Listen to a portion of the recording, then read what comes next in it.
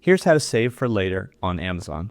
So when you've added items to your cart and you want to maybe clear some out so you can actually purchase some other things in your cart, when you go to your cart, there's going to be the option to save certain items for later.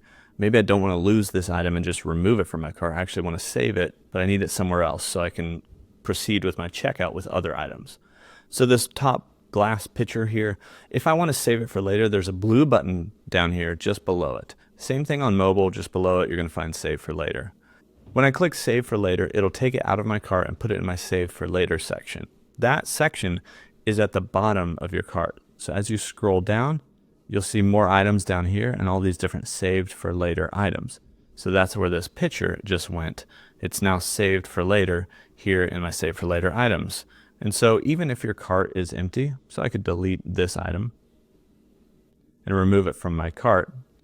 Even if your cart is empty, you can scroll down and find all your saved for later items. And so that is where those are.